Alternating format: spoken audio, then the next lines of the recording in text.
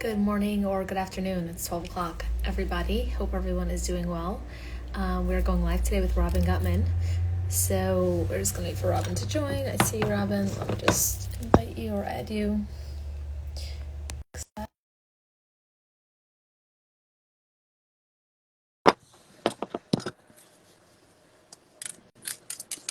Ouch, just cut myself. Hey, Robin. Hi. Good to see you. Let me just make it a little bit louder. Alrighty, we're good? Yes. How are you?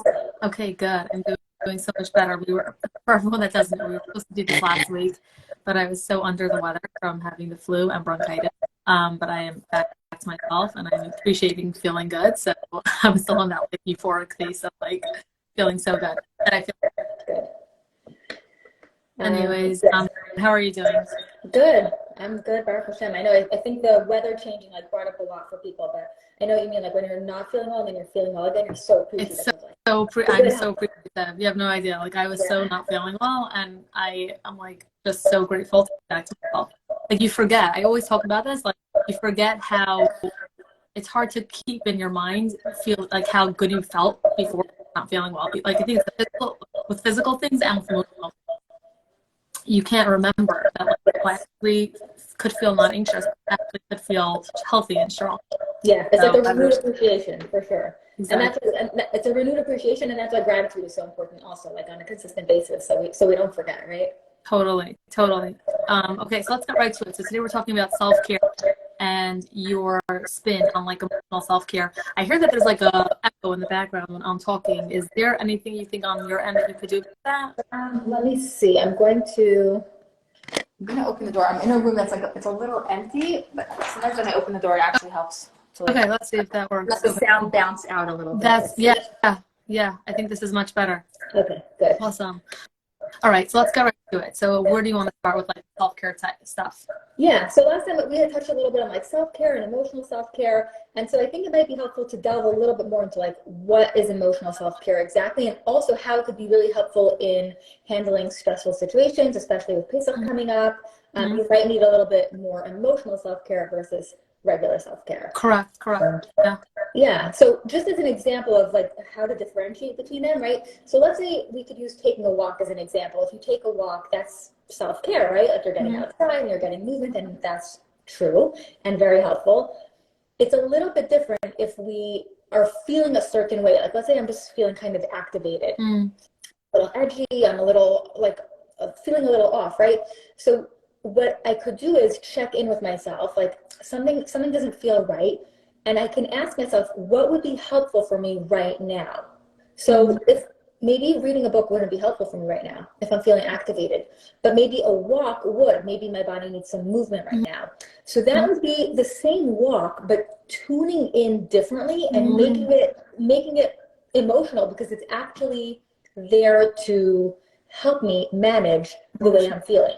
I love that. And that's like that. I feel like that was missed when we discussed it like a few weeks ago. Like that differentiation that like it can be the same exact self-care action, but when the intention is different, it can turn it from physical self-care to emotional self-care. Like maybe you take a walk every day or you exercise every day. But then you might do like extra work because like you tune into yourself emotionally. And this time it was an emotional self-care practice versus like physical fitness kind of routine practice. I love that distinction. Really appreciate that. Wow. Okay, that makes it super clear for me, and I think that I'm assuming or hoping it will be clear for other people as well. Yeah, I hope so. It's how you like tune into what you're doing, like totally connecting it to yourself. Totally. And any tips for that though? Like I'm like people, are not sure what they need. Like, so what is my like, how do I know what's the self-care that I need in any given moment?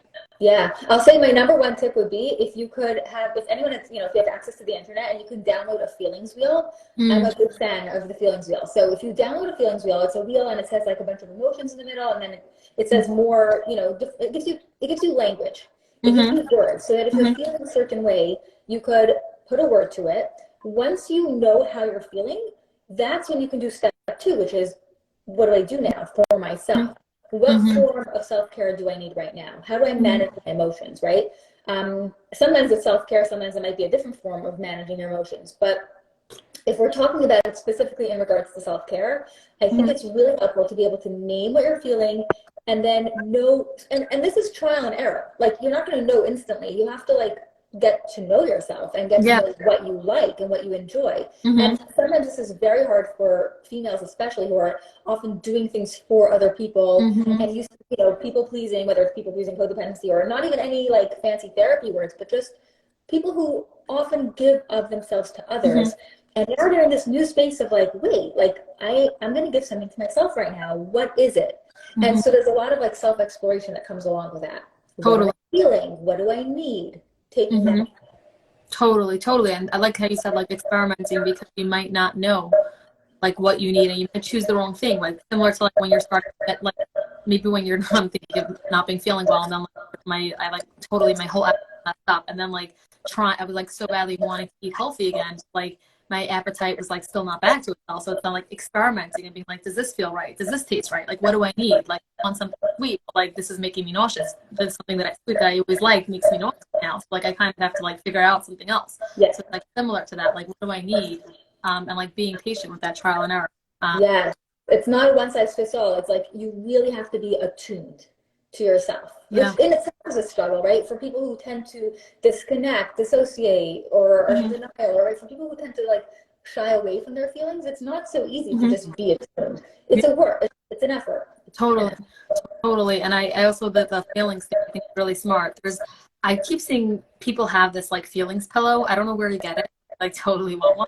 And like it has like the feelings on like a pillow. I feel like a couple of therapists have it. So yeah, I think that'd be a cool thing for someone to get if they're like on their journey and they're kind of wanting to like get really comfortable with different emotions. Having it, like out there is really smart. For sure. Sometimes I tell people even to put it on their fridge, like just keep it in like plain sight where you could like refer to it, not only for the words, but also for the reminder that like I need to be attuned. It's both, right? It's giving yourself the language and also just that basic reminder of like, check in with yourself, check in, you matter also, like giving yourself that space. And I think that's important. Totally. Yeah. And I like underscore the point that it can be the exact same self-care activity on the surface, but when the intention is different, when it's to take care of your emotional, it changes from typical self-care, external self-care, like internal emotional self-care. I think that's like a perfect distinction. Okay, anything else that you want to share on the self-care topic? So again, like just reiterating that point that like the intention is so important. If you're in your house by yourself, right, you could just be doing something and not really paying attention, or you could say like, wow, like I have space for myself right now, like being very intentional, even just about having that space, appreciating it, like acknowledging it, like all of a sudden you gave yourself a gift, right? It went from empty to like, oh, I'm enjoying the space, or vice versa. Maybe you're a person who likes being around people and you're just like walking in a store and all of a sudden you could be taking it in. Oh, I'm around people, right? Whatever it is. But exactly. But like my experience is actually really enjoyable to me right now. And what is it doing for me? And like, what kind of emotion is it helping me with? Or how does it make me feel? Attunement, just being attuned to yourself. Mindfulness. Like honestly, what you're saying is like screaming mindfulness. I just started like I have this app, it's called Waking Up, which is like a meditation app. Just like restarted doing it. The first thing I chose was like mindfulness CPT, and it's exactly what you're talking about, like really bringing that intention to it. Like you can be taking a walk to the train, you're not focusing on the sunshine and your feet on the ground, and like the fact that there are no sirens, you're missing out on a gift, like a gift of being present and appreciating it. So yes. As we were saying it, that's exactly the word I had in my mind. I was like, you have the opportunity to give yourself a gift, like so often, and so you may as well take advantage of that. And then I guess I would shift from that into like Pesach, right? Pesach coming up, and Pesach, it changes people's routines, right? Even if you're going to have like a fabulous experience and you have the perfect family and everything's great, it changes people's routines, and with that comes a lot of the change comes with emotions typically, and being able to manage emotions. There's usually someone's at some points either in a different space or with different people. Because of the change, you're going to have different emotions, and being able to manage those emotions brings us back to that idea of emotional self-care, to really be attuned and not doing something mindlessly like, oh, self-care means, fill in the blank, and going to do that, but still maybe not feeling better. With these changes, tune in to yourself. What are you feeling? What do you need? Are you around too many people? Are you around too few people? Check in with yourself with all the changes that a holiday brings with it, and to be able to give yourself what you really need in those moments. Yes, I couldn't agree more. As you're talking, I'm thinking like it's so true, and like sometimes your typical self-care that you would do is misaligned and misattuned because it's not Pesach, you know, today is not Pesach. So the things that you did for self-care today might be such a misfit on Pesach in 2.5 weeks, right? Like if let's say you do an intense workout every day and that's your self-care and that's something you love and that's where you disconnect, like come, you know, first day Chalamite and your stuff feels like a mess from matzah and the wine, doing that type of self-care might be doing you the biggest disservice because your stomach is such a mess and you really need yoga or a slow walk or Pilates or just a good balanced meal, you know, and like that's your self-care that day. And like if you don't tune in with yourself, if you're just robotic and being like trying to be back to like not Pesach, you're missing out on like what you can give yourself, the gift of emotional being attuned. Yeah. Exactly. And I think it's also important to mention, like, to be attuned to like the relationship dynamics that are going on, right? Many people are spending time with different people, whether they're going somewhere else or people are, you know, going to be around them wherever it is. And there's the self-care that addresses like the physical aspect of people, like working out would be an example of that, right? Taking a walk. And then there's also the emotional part of people. What are you, like, what's coming up for you? What's being stirred up? Like to really, and again, this is so challenging for people who tend to like dissociate, disconnect, denial, all of those things. Like it's really challenging, but it's going to be really tough to get through those experiences and any kind of challenging dynamics if you're not being like honest with yourself and like, again, that word being attuned and like really connecting with the emotions that are coming up for you with the people around you. I think it's a really important, you know, thing to mention, especially before a holiday families tend to gather. Yeah.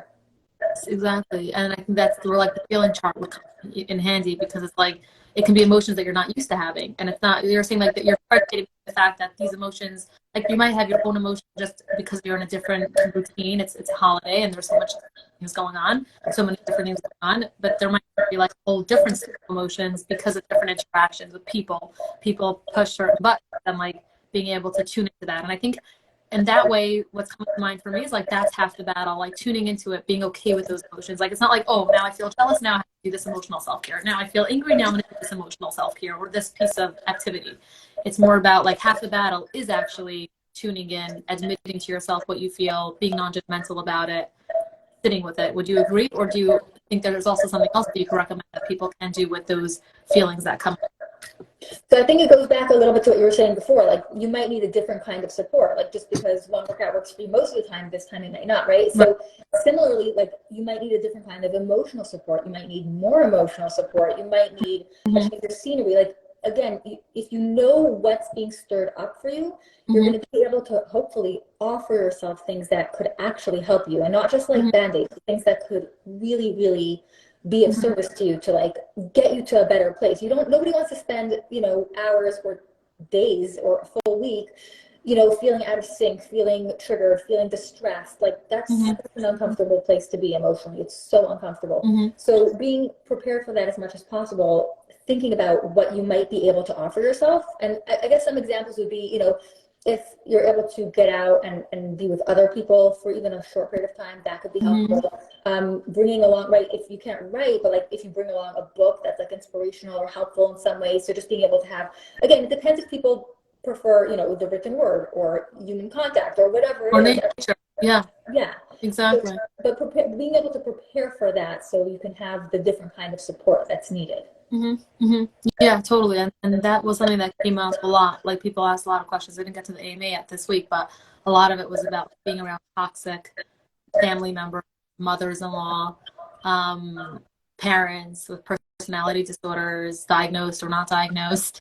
And like I think that's like, again, we're not going to go into the details of that type of struggle, but the concept being that like really get comfortable tuning into yourself, like you're saying. What are those feelings and what do you need in those moments? And I think like, you know, part of it, like a big part of it is actually taking the time to get in touch with it. Like you said, so many people are so disconnected.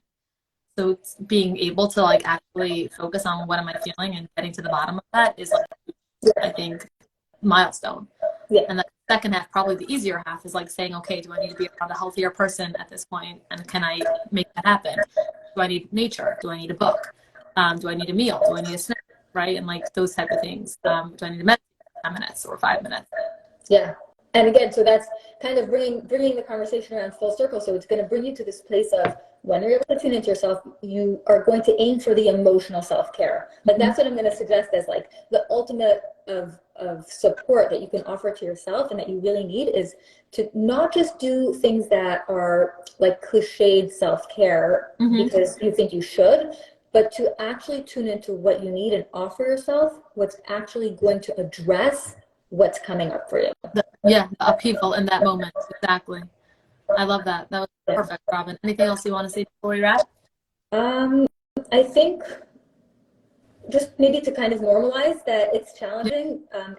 Holidays in general tend to be challenging for whatever reason, and to again normalize that, accept that as much as possible, but know that you're not alone, and you know it's important to, I think, be able to normalize that and to support yourself in any way that you can.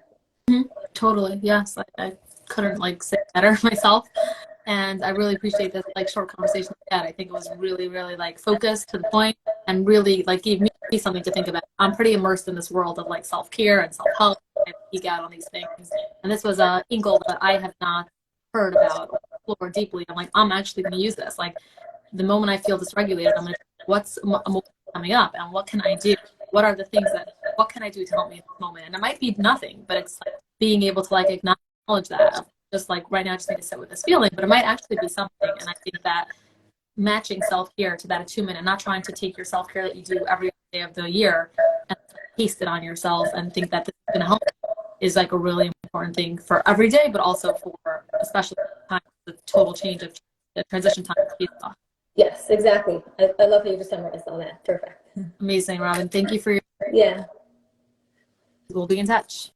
Take care. Yeah, my phone is like dying.